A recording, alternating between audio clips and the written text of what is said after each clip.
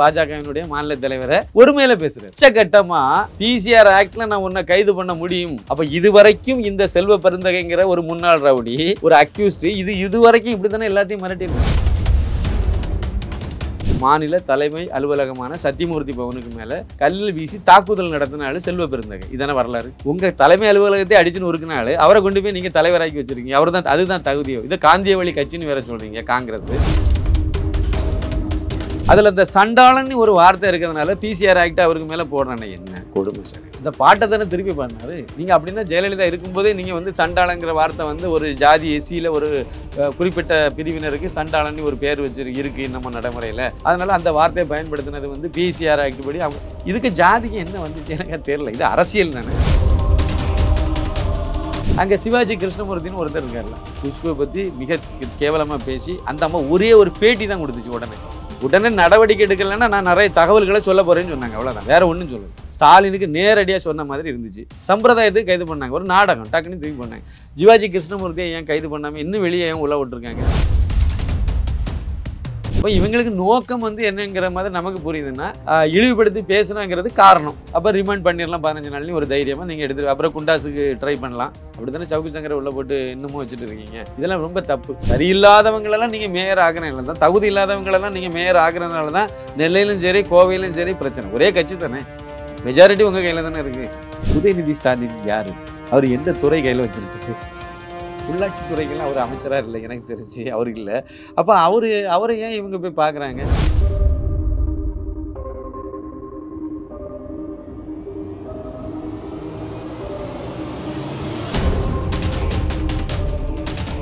Real one நேயர்களுக்கு வணக்கம். இன்றைய நேர்களுக்காக நம்முடன் இணைகிறார் அரசியல் விமர்சகர் திரு சின்னப்பா கணேசன் அவர்கள். வணக்கம் சார். வணக்கம் சார். வணக்கம். ரியல் ஒன் நேயர்களுக்கு எனது பணிவான வணக்கம். காஞ்சிபுரம் மாநகராட்சிக்கு உட்பட்ட 20க்கும் மேற்பட்ட கவுன்சிலர்கள் உதயநிதி வீட்டிற்கே சென்று தனது ராஜினாமா கடிதத்தை கொடுக்க முயற்சி செஞ்சுருக்காங்க. இந்த விவகாரத்தை எப்படி பார்க்குறீங்க சார்? இதுக்கு முன்னாடி பார்த்தீங்கன்னா கோவை, நெல்லை இந்த 2 மேயர்களுமே ராஜினாமா செஞ்ச விவகாரத்தை சில நாட்களுக்கு முன்னாடி தான் பார்த்தோம். அடுத்தமா காஞ்சிபுரத்துலேயும் ஒரு பூகம்பம் வெடிக்க காத்திருக்கு. இதன் பின்னணி என்ன சார்? அது வந்து கோவை, நெல்லை ரெண்டுமே எல்லாமே வந்து திமுக தான், திமுக மேயர்கள் தான். அவங்க வந்து உள்கட்சி பிரச்சனைனால கவுன்சிலர்கள் வந்து அதுக்கு எதிர்ப்பு. நெல்லையிலலாம் ரொம்ப நாளைக்கு முன்னாடியே பிரச்சனை ஆரம்பிச்சிட்டு, அவர் சரவணன் அவருக்கு எதிராக பிரச்சனை ஆரம்பித்து அது ஒரு தடவை வந்து அந்த ஓட்டு போடவங்க எல்லாம் கூட்டிகிட்டு குற்றாலத்துக்கு கொண்டு போயிட்டாங்க. தென்காசிக்கு எங்கே கொண்டு போய் வச்சுட்டாங்க, டூர் கூட்டிகிட்டு போயிட்டாங்க. இப்படியெல்லாம் வச்சு அந்த வாக்கெடுப்பை தடுத்தாங்க.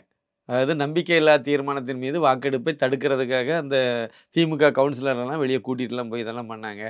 நேரு அங்கே போய் பேச்சுவார்த்தை நடத்தினார், கனிமொழி போய் பேச்சுவார்த்தை நடத்தினாங்க. இதெல்லாம் பண்ணாங்க கட்சி சார்பில். ஆனாலும் அது வந்து அவங்களால அதுக்கு மேலே அந்த கோஷ்டி பூசலை சரி பண்ண முடியலை. இது நெல்லையில் உள்ள நிலவரம். கோயம்புத்தூர்லேயும் இதே மாதிரியான நிலவரம். கடைசியில் ஒரு வழி இல்லாமல், வேறு வழி இல்லாமல் அவங்க வந்து 2 பேரையும் ராஜினாமா பண்ண வச்சு, அப்போ தான் என்னமோ இதுக்கு தீர்வு கண்டுபிடிக்க முடியும், ராஜினாமா பண்ண வச்சாங்க. அடுத்த மேயரை இன்னும் தேர்வு செய்ய முடியல. அந்த அளவுக்கு உள்ளால குளறுபடி தான் அங்கே இருக்குது. இந்த சூழ்நிலையில் தான் காஞ்சிபுரம் நீங்கள் சொன்ன மேட்ரு. காஞ்சிபுரத்தில் மொத்தம் வந்து அது அந்த மாநகராட்சியே புதுசு தான், புதிதாக உருவாக்கப்பட்ட மாநகராட்சி. அந்த மாநகராட்சியில் முதல் தேர்தல் இப்போ தான் நடந்து முடிஞ்சிருக்கு. 51 கவுன்சிலர்கள் கொண்ட மாநகராட்சி அது. வார்டுகள் 51 வார்டு தான் இருக்குது.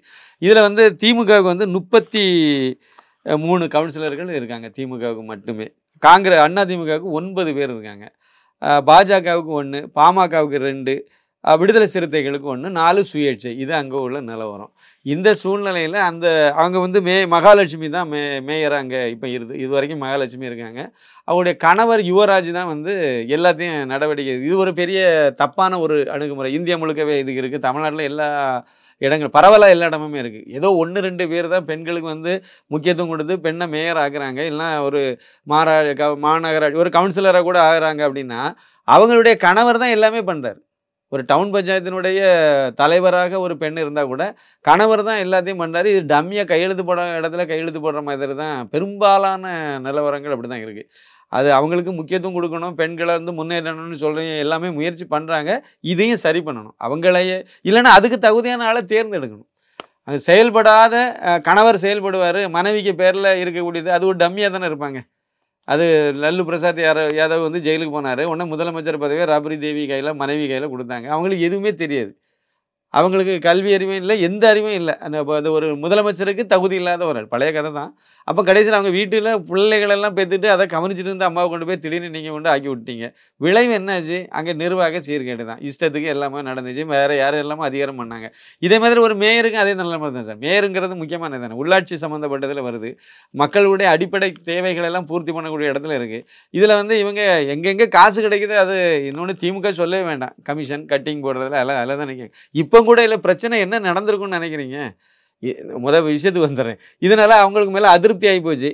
திமுக மேயருக்கு மேலே திமுக உறுப்பினர்களுக்கே அதிருப்தி ஆகி இவங்க எல்லாம் வந்து மற்ற கட்சியில் உள்ள எதிர்கட்சியில் உள்ளவங்களையும் சேர்த்துட்டு 33 பேர் சேர்ந்து போய் கலெக்டர்கிட்ட மனு கொடுத்து நம்பிக்கையில்லா தீர்மானம் கொண்டு வரணும் அப்படின்னு சொல்லிட்டு மனு கொண்டு கொடுத்து அதுவும் முடிஞ்ச வரைக்கும் தள்ளி தள்ளி போச்சு. கடைசியாக அவங்க வந்து 29ஆம் தேதி நம்பிக்கையில்லா தீர்மானம் கொடுத்தாச்சு.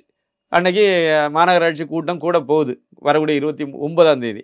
அப்போ அந்த 29ஆம் தேதி அன்னைக்கு இவங்களுக்கு வந்து கண்டிப்பாக நம்பிக்கையில்லா தீர்மானத்தில் வெற்றி பெறுறாங்களா தோல்வி, அது ரெண்டாவது கதை. அதுக்கு இடையில் இந்த திமுகவில் உள்ள உறுப்பினர்கள் 33 பேர் அங்கே கொடுத்துருக்காங்க. அதில் ஒரு 20 பேர் வந்து இங்கே வந்து சென்னையில் வந்து இவர் உதயநிதி ஸ்டாலினை பார்க்க முயற்சி பண்ணி அவங்க வந்து அவர் வீட்டில் இல்லைங்கிறனால அங்கே பார்க்க முடியாமல் போனதுனால நேரே தலைமை அலுவலகமான அண்ணா அறிவாலயத்தில் போய் அங்கே வந்து மனுவெல்லாம் கொடுத்துட்டு எல்லாம் ராஜினாமா கடிதத்தை மனு இல்லை ராஜினாமா கடிதத்தை கொடுத்துட்டு இவங்க கிளம்பி போயிருக்காங்க. கட்சியில் ராஜினாமா கடிதம் கொடுத்துறது செல்லாது, இங்கே கலெக்டர்கிட்ட ஒன்று கொடுக்கணும், கொடுத்தா தான் அது இதாகும். ஆனால் அவங்க எதிர்ப்பை பதிவு பண்ணியிருக்காங்கிறத நாம் இந்த இடத்துல நம்ம புரிஞ்சுக்கலாம். இந்த சூழ்நிலையில் அங்கே இருக்கக்கூடிய நிலவரம் இப்போ இன்னொரு அடிஷ்னல் நிலவரம் என்ன அப்படின்னா, அந்த யுவராஜ் வந்து இப்போ அவருக்கு ஆளு சேர்ப்பார்ல, அவர் திமுககாரர், அவர் இப்போ திமுகனுடைய கவுன்சிலர் தான். அப்போ எல்லாத்தையும் எல்லாம் ஏதோ பேரம் பேசி ஏதோ ஏதோ கன்வின்ஸ் பண்ணி ஏதோ ஒரு வகையில் பணத்தை கொடுத்து அதை கொடுத்து இதை கொடுத்து ஏதோ ஒன்று ஆள் சேர்ப்பாங்கல்ல.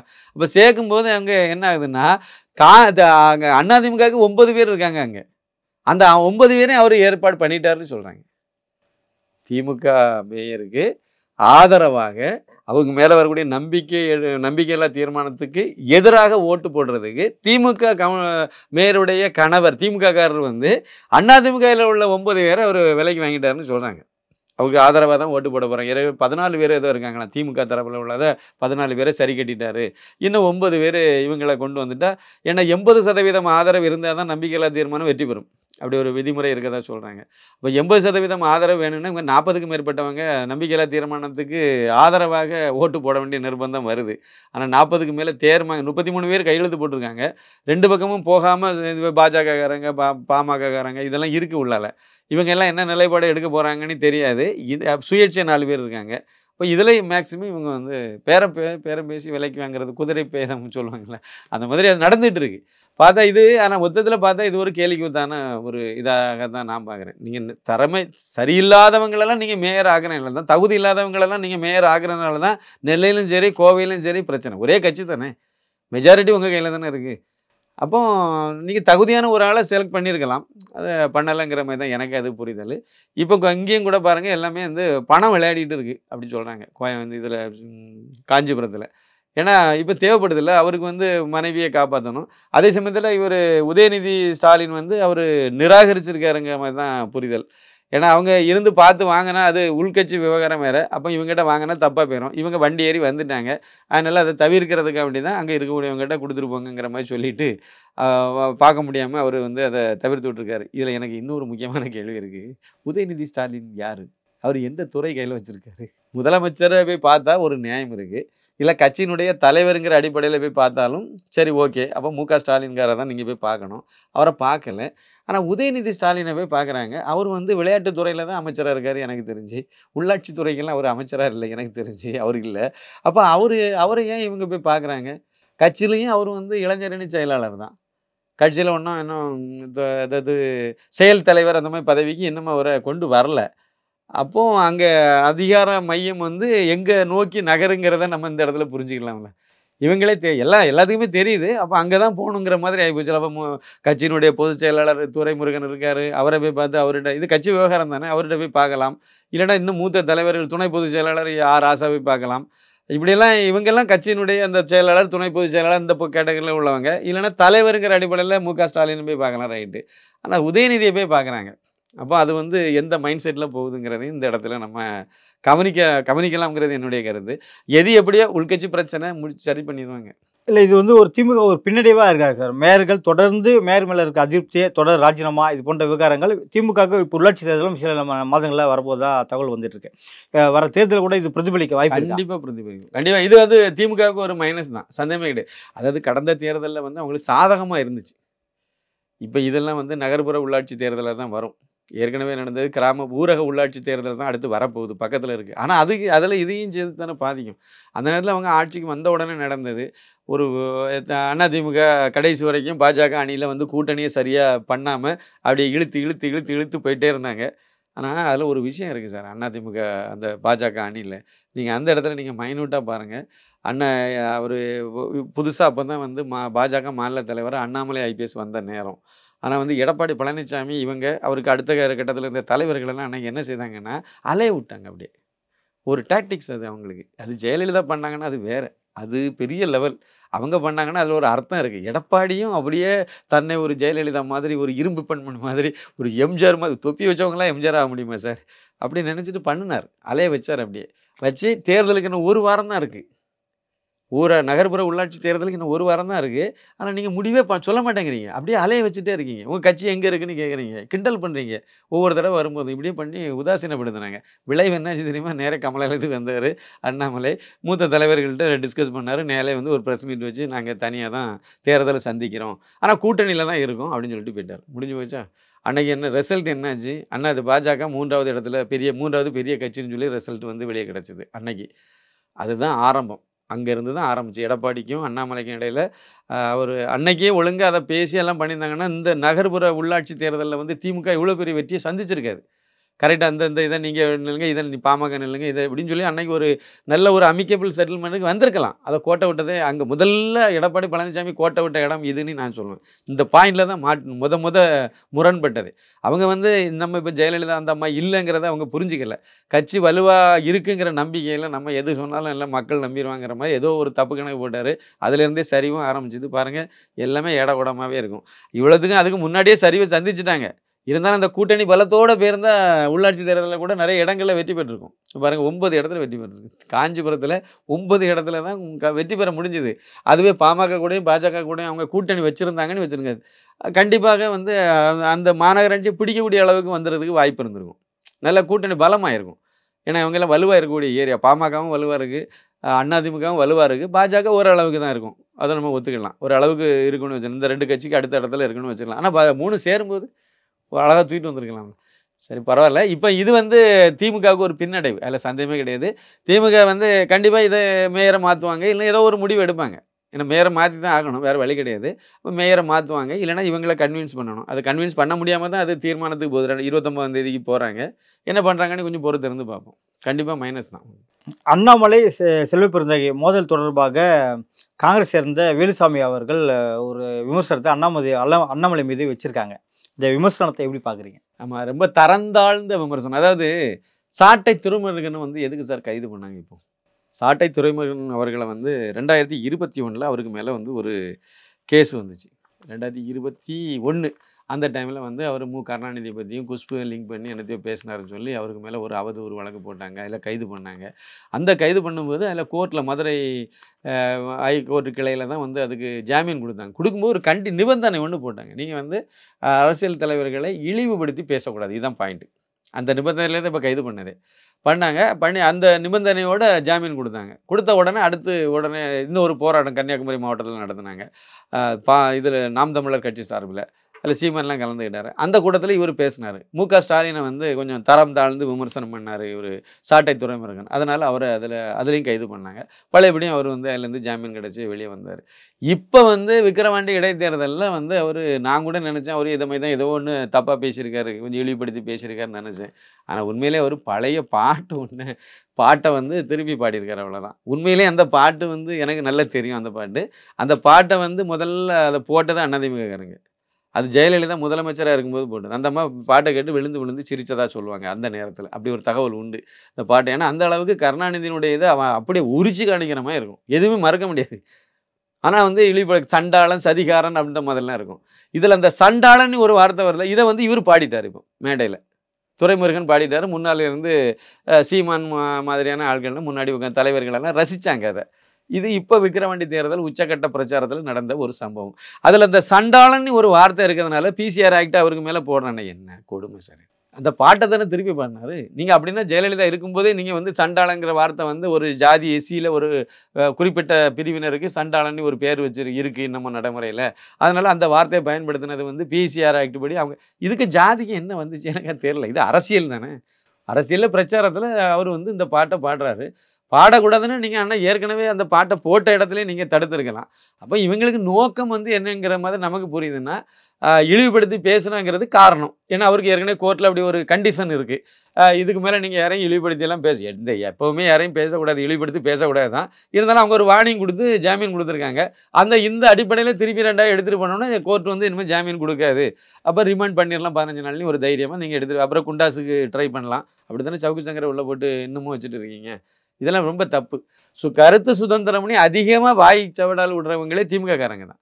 நான் என்ன கேட்குறேன்னா, இப்போ தான் விஷயத்துக்கு வரேன். அங்கே சிவாஜி கிருஷ்ணமூர்த்தின்னு ஒருத்தர் இருக்கார்ல, அவர் யாரையாவது ஒரு ஆளை விட்டு வச்சிருக்காரா? இப்போ இன்னைக்கு தமிழகத்தில் ஒரு மூத்த அரசியல் தலைவர்னா டாக்டர் ராமதாஸ் சொல்லலாம். வயது முதிர்ச்சியான ஒரு தலைவர்னு சொல்லலாம். ஒவ்வொரு கட்சியும் எடுத்து பார்த்தீங்கன்னா மற்ற கட்சியில் அவரோட வயசு கம்மியாக தான் இருப்பாங்க. பெரும்பாலும் எல்லா கட்சியிலும் அப்படி தான் இருக்காங்க. ஆனால் அவரையே இவர் வந்து இழிவுபடுத்தி பேசினார். ஒரு தரந்தாழ்ந்து பேசினார். அவரை மட்டும் இல்லை, மோடியை இழிவுபடுத்தி பேசினார். சரத்குமாரை இப்போ சமீபத்தில் ராதிகாவை சரத்குமாரை என்னெல்லாமோ கேவலப்படுத்தி பேசினார்.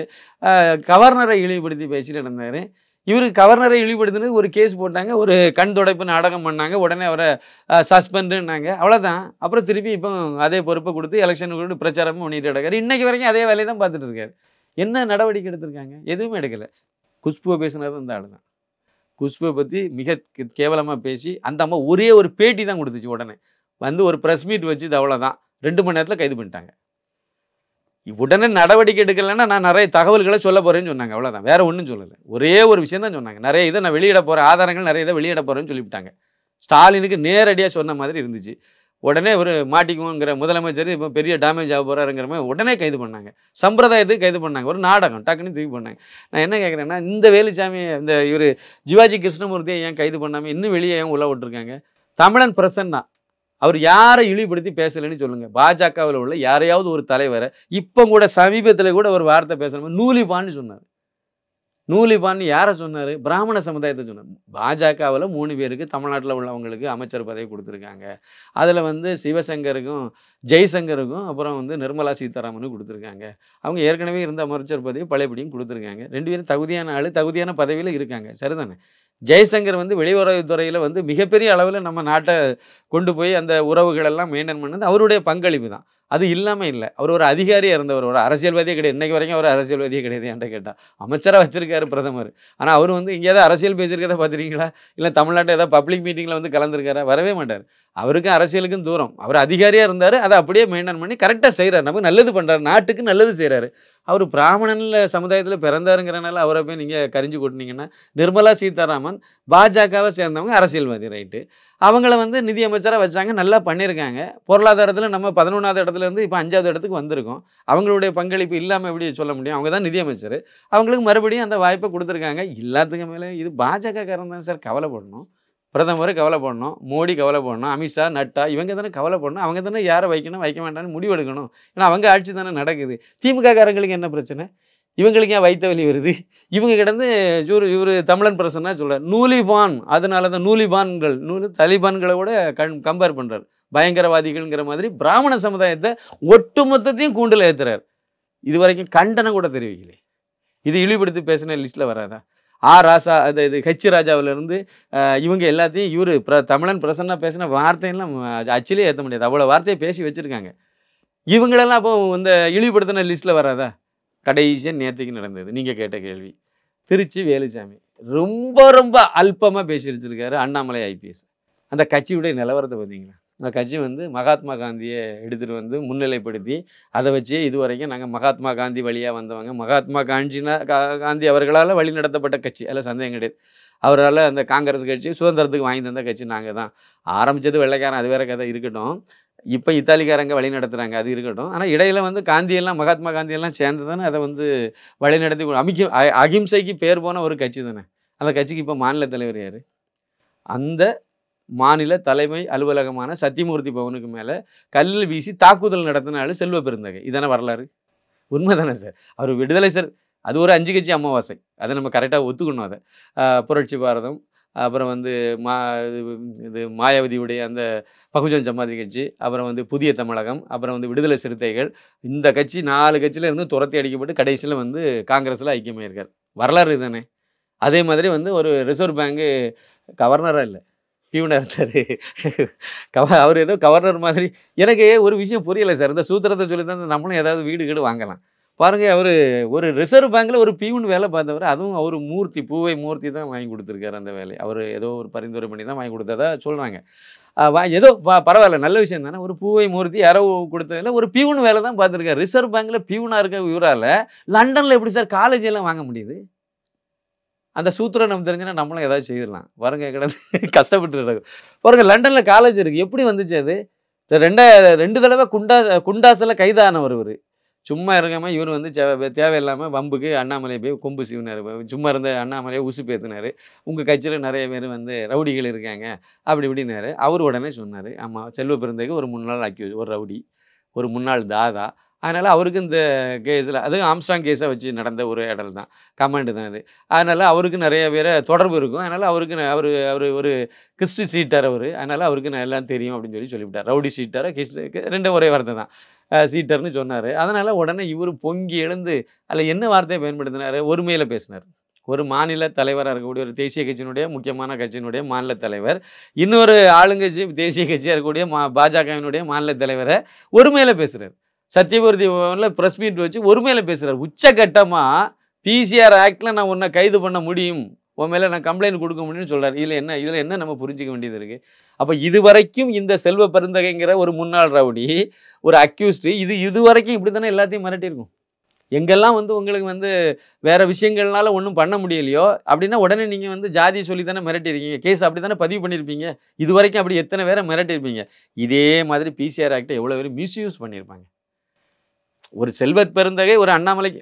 இன்னொன்று, ஒரு பிசிஆர் ஆக்ட் படி நான் போடணுன்னா ஒருத்தர் வந்து எஸ்சி பட்டியலில் இல்லாத, அதுக்கு முற்பட்ட ஜாதின்னு சொல்லக்கூடிய ஒரு இது ஜாதியை சார்ந்த ஒருத்தர், இந்த பட்டியலுக்குள்ளால் வரக்கூடிய ஒரு சமுதாயத்தில் உள்ள ஒரு ஜாதி, ஏதோ ஒரு சமுதாயத்தை சேர்ந்தவங்க, அவங்க ஜாதியை சொல்லி நீங்கள் திட்டணும், இழிவுபடுத்தி சொல்லணும். பெருமைப்படுத்துறதுக்கு அந்த பறையர் சமுதாயத்தை சேர்ந்த இவருன்னு நம்ம சொல்கிறதுல அது வராது. அந்த அவங்கள ஏதோ ஒரு வகையில் அவங்களை கேவலப்படுத்தணும். இழிவுபடுத்துறதுக்காக நீங்கள் அவங்க ஜாதி பேரை சொல்லி அவங்களை இழிவுபடுத்தணும். அப்படி சொன்னீங்கன்னா பிசிஆர் ஆக்ட். ஏன்னா ஜாதியை சொல்லி நீ எப்படி இழிவுபடுத்தலாங்கிறது தப்பு. அதனால கொண்டு வரப்பட்டதானே. அதை வச்சு இவர் அப்படி பப்ளிக்காக இப்போ ஒருத்தர் சொல்கிறாரு. அப்போ அதுக்கு அர்த்தம் இல்லாமல் போகுதில்ல. பிசிஆர் ஆக்டே வந்து அப்போ வந்து நீங்கள் மிஸ்யூஸ் பண்ணுறதுக்கு தான் நிறையா இவரே பயன்படுத்துகிறாருன்னா அப்போ நான் ஊரில் மற்றவங்கெல்லாம் என்ன செய்வாங்க? யாராவது மிரட்டன்னா உடனே பிசிஆர் ஆக்டை தூக்கிட்டு வந்துடலாமே. பண்ணிட்டு இருக்காங்க நடைமுறையில். அதை மிஸ்யூஸ் பண்ணுறதுனாலேயே ஒரிஜினலாக யாரையாவது திட்டினாங்கன்னா அது செல்லுபடியாகாமல் போகுது. நீங்களும் உண்மையை சொல்லியிருக்க மாட்டீங்க, நீங்களும் போய் தான் சொல்லுவீங்கிற மாதிரி ஒரு மட்டத்தில் போயிட்டுருக்கு. இதை வச்சு இவர் பேச ஆரம்பித்தார். அதே சத்தியமூர்த்தி பவன் அடுத்த நாள் நீங்கள் சொன்ன கதாநாயகன் வந்து உட்கார்ந்துருந்துட்டு இவர் என்னெல்லாமோ வார்த்தையை சொல்லி இழிவுபடுத்தி நவதூரத்தையும் மூடிக்கிட்டு இரு, இல்லைன்னா நான் அதை பண்ணிடுவேன் இதை பண்ணிடுவேன் நிலைமை சொல்கிறார். ரொம்ப கேவலமாக சொல்கிறார். ஆரம்பிக்கும் போது ஓப்பனிங்கை மட்டும்தான் நான் பார்த்தேன். அது பிறகு அதை பார்க்க விரும்பலை. அந்த வீடியோ விட்டுட்டேன், ஸ்கிப் பண்ணிட்டு போயிட்டேன். எடுக்கும்போது இவர் இது கரூர் மாவட்டம் இதெல்லாம் சொல்லி கடைசியில் பேப்பரை பார்த்து தொட்டம்பட்டி கிராமத்து பிறந்தவர். உண்மை தான். அப்படியே நீங்கள் சொல்லுங்கள், தொட்டம்பட்டி கிராமத்தில் பிறந்தவர், அப்புறம் வந்து பள்ளி படிப்பு இங்கே படித்தார், அப்புறம் கோயம்புத்தூரில் வந்து பிரபலமான கல்லூரியில் வந்து அவர் வந்து படித்தார், பிஇ படித்தார், அப்புறம் லக்னோ யூனிவர்சிட்டியில் போய் எம்பிஏ படித்தார், அப்படியே வந்து யூபிஎஸ் பண்ணார், அதில் வந்து ஐபிஎஸ் வந்து செலக்ட் ஆகி போலீஸ் அதிகாரி ஆனார். சொல்லுங்கள், என்ன சார் இது? அதாவது நான் என்ன சொல்கிறேன் அப்படின்னா, இழிவுபடுத்தி பேசுகிறது அப்படின்னா இப்போ நீங்கள் திருச்சி வேலுசாமியை ஏன் கைது பண்ணியிருக்கோமா வேண்டாமா? அவர் எப்படி அவர் வந்து ஒன்றும் கிடையாது சார். செல்வ பெருந்தகை எதுக்கு வந்து அண்ணாமலையை அப்பப்போ பேசிக்கிட்டே வர்றாரு? அதுக்கு முன்னாடி இருந்த மாநில தலைவர்கள் பேசலை, இவர் ஏன் பேசிக்கிட்டே வர்றாரு? ஒரே காரணம் என்னென்னா, அண்ணாமலையை சுற்றி தான் தமிழக அரசியல் இருக்குது. அண்ணாமலையை நீங்கள் யாராவது திட்டுனீங்கன்னா அது பெரிய நியூஸ் ஆகும். அண்ணாமலையை பாராட்டி யாராவது சொன்னாலும் பெரிய நியூஸ் ஆகும். இன்றைக்கி யாராவது ஒருத்தங்க பாருங்கள், அண்ணாமலை தான் பேசுவாங்க. திருமாவளவன் இன்றைக்கி ஏதாவது ஒரு காரணத்தை சொல்லி அண்ணாமலையை ஏதாவது 2 வார்த்தை சொல்லிட்டு போயிட்டாருன்னா அந்த கிளிப்பிங்ஸ் வந்து பெருசாக வைரலாகிடுது. உடனே அது பெருசாக போயிடுது. அது ஒன்று திட்டலாம், இல்லை பாராட்டலாம். சீமானும் அண்ணாமலையும் சந்திச்சுட்டாங்க, ஒரு நன்றி வணக்கம் சொன்னாங்கன்னு சொன்னால் அது பெரிய விஷயமா நேற்றுக்கு ஃபுல்லாக ஓடிட்டு கிடக்கு. இப்போ இது எல்லாமே அண்ணாமலையை சுற்றி ஓடிக்கிட்டே இருக்குது இந்த விஷயம். அதனால அண்ணாமலையை பற்றி ஏதாவது பேசினாதான் செல்வ பெருந்தகையினுடைய இருப்பு வெளியே தெரியும். அதுக்காக வேண்டி அந்த ஆள் ஏதோ அண்ணாமலையை பிடிச்சி இழுத்தாரு. இப்போ பாருங்கள், திருச்சி வேலுசாமின்னா யார்? யாருக்கும் தெரியாது. Nobody knows who is the Trichy Velusamy. அந்த லெவலில் தான் இருந்துச்சு. அவர் காங்கிரஸில் வேணால் மூத்த தலைவர்களுக்கு தெரியலாம், ஒரு மூத்த ஆள் அவர் அப்படின்னு ஒதுக்கி வச்சுருக்காங்க, அட்ரஸ் இல்லாமல் இப்போ இருக்கார், செல்லா காசாக இருக்காருங்கிறது காங்கிரஸில் உள்ள சில பேருக்கு தெரியலாம். மற்றவங்களுக்கு, இளைஞர்களுக்கு யாருக்கு சார் திருச்சி வேலுசாமிங்கிறது திருச்சிக்காரங்களுக்கே தெரியாது. அந்த இடத்துல தான் அவர் இருக்கார். இப்போ அப்படி தான் வச்சுருக்காங்க. அதை நம்ம பார்த்துக்கணும். ஏன் அவருக்கு தகுதி இருந்தால் அந்த செல்வ பிறந்தகை இருக்கக்கூடிய இடத்துல ஒரு அக்யூஸ்டை ஏன் கொண்டு போய், ஒரு முன்னாள் ரவுடியை ஏன் கொண்டு போய், இந்த முன்னாள் தாதாவை ஏன் சார் கொண்டு போய் காங்கிரஸுக்கு தலைவராகிறீங்க? உங்கள் தலைமை அலுவலகத்தை அடிச்சுன்னு ஒருக்கினாள் அவரை கொண்டு போய் நீங்கள் தலைவராக்கி வச்சுருக்கீங்க. அவர் தான், அதுதான் தகுதியோ? இதை காந்திய வழி கட்சின்னு வேற சொல்கிறீங்க. காங்கிரஸ் ஒரு அகிம்சா மூர்த்தியினுடைய கட்சின்னு சொல்கிறீங்க. ஆனால் அந்த கட்சிக்கு அவரை தலைவராகிறீங்க. இப்போ இவருக்கு திருச்சி வேலுசாமி தகுதி இல்லாத ஆளாப்போ? தகுதி இல்லாமல் தான் அவரை வச்சுருக்காங்க. ஏன்னா அவர் பேசுகிறதுலேருந்து பார்த்தா இப்போ செல்வ பெருந்தகையை விட கேவலமாக பேசுகிறாரு, ஒருமையில் பேசுகிறாரு, இழிவுபடுத்தி பேசுகிறாரு. அவருக்கு நான் என்ன கேட்குறேன்னா, ஒரு சாட்டை துறைமுருகனுக்கு ஒரு சட்டம் தனியாக வச்சுட்டு, அப்புறம் திருச்சி வேலுசாமிக்கு இன்னொரு சட்டம் வச்சுருக்காங்களா? தமிழக அந்த திராவிடிய மாடல் அரசாங்கத்தில் அப்படி வச்சுருக்காங்களான்னு கேள்வி கேட்க தோணுது. எல்லாத்தையும் அவமானப்படுத்தி பேசுகிறேன். இப்போ சாட்டை துறைமுருகனுக்கும் பல இடத்துல பேசுனது யாரும் நியாயப்படுத்த மாட்டாங்க சார். நான் நியாயப்படுத்தலை சார். இழிவுபடுத்தி பேசுகிறதே நம்ம தேவையில்லாத வேலை. நம்மளை பொறுத்த உண்மையை சொல்லுங்கள். அந்த பாட்டை பாடினாருங்கிறது எனக்கு பின்னாடி தான் தெரிஞ்சுது. ஆனால் பாட்டை பாடினாருன்னு சொல்லும்போது இன்னொரு சம்பவமும் நடந்து போச்சு. சும்மா அந்த பாட்டு இவனுக்குமே தெரியாது. அந்த பாட்டு ஏதோ குறிப்பிட்ட 1-2 பேர் கேட்ட ஒரு பாட்டு. நேற்று பாருங்கள், பட்டி தொட்டியெல்லாம் அந்த பாட்டு என்ன பாட்டுன்னு தேட ஆரம்பித்து ட்விட்டரில் பார்த்தீங்கன்னா எல்லாரும் அதுதான் ஷேர் பண்ணியிருக்காங்க. எந்த குரூப்புக்கு போனாலும் நீங்கள் தேடிட்டு இருந்தீங்களா அந்த பாட்டுக்கு தான் அவன் போட்டு விட்டு அந்த முழு பாட்டையும் போட்டு அதை கருணாநிதியை மொத்தத்தையும் டேமேஜ் பண்ணி அதான் பண்ணி வச்சு. இதான் திமுக செய்த நல்ல காரியம் தான். நேற்றுக்கு அவரை கைது பண்ணாமல் இருந்தாலே, கண்டுக்காமல் இருந்தாலே அது யாருக்கும் தெரிஞ்சிருக்காது. ஒருவேளை 2 நாளைக்கு முன்னாடி அந்த ஓட்டுப்பதிவுக்கு முந்தின நாள் இதை கைது பண்ணியிருந்தானே வச்சுருங்க. அப்போ திமுக நிலவராங்க விற்கிற வண்டியில் என்ன ஆயிருக்குன்னு நினச்சி பாருங்க. ரொம்ப பரிதாபத்துக்குள்ள நிலைமைக்கு போயிருக்கும். அது இப்போவும் என்ன இருக்குன்னு தெரியல. நமக்கு ஓட்டு எண்ணிக்கையில் தான் தெரியும். நடப்பு அரசியல் குறித்து பல்வேறு கருத்துக்களை பரிந்துரைக்க மிக்க நன்றி சார். நன்றி, வணக்கம்.